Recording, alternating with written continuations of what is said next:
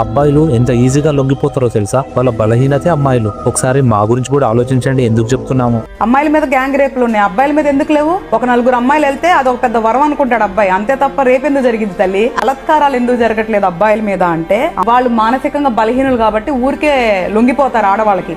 అదే ఆడవాళ్ళు శారీరకంగా బలహీనులున్నా మానసికంగా బలవంతులు కాబట్టి వాళ్ళకి ఇష్టం లేకుండా ఎవరిని యాక్సెప్ట్ చేయరు. మగవాళ్ళకి ఆడవాళ్ళంటే బలహీనత ఉంది, అందుకే మీరు కొంచెం మంచి బట్టలు వేసుకోమని ఒప్పుకుంటున్నారు కదా. అక్కడ ఆడవాళ్ళని ఏం అంటలేదు. మన సాంప్రదాయం మన పద్ధతులు వేరు. అమెరికా గురించి పోల్చుకున్నప్పుడు ఇలా అమెరికాలో ఉండాలి, ఇండియాలో ఉండకూడదు. ఇండియాలో ఉన్నప్పుడు మన ధర్మం ఏంటి, మన సాంప్రదాయం ఏంటి గౌరవించకపోతే ఎట్లాగా? అరే మంచి బట్టలు వేసుకోమంటే తప్పేంటమ్మా? ఇండియాలో పుట్టిన ప్రతి ఒక్కడు అంటూ ఉంటాడు కదా, ఎంత సక్సెస్ వచ్చినా సరే ఎంత ఎదిగినా సరే రూట్స్ మర్చిపోకూడదు అంటారు కదా. మరి ఇప్పుడు ఏమైంది డ్రెస్సింగ్ విషయంలో? వేరే కంట్రీస్ తో మనం టెక్నాలజీ పరంగా మైండ్ సెట్ పరంగా కంప్లీట్ చేయాలి. అక్కడ మన టాలెంట్ చూపించాలి, ఇక్కడ కావు. అర్థం చేసుకోండి. నేను చెప్పిన దాంట్లో ఏదైనా తప్పుగా అనిపిస్తే కామెంట్ చేయండి. నువ్వు చెప్పింది కరెక్టే అని మీకు అనిపిస్తే ఈ రీల్ని లైక్ చేసి షేర్ చేయండి.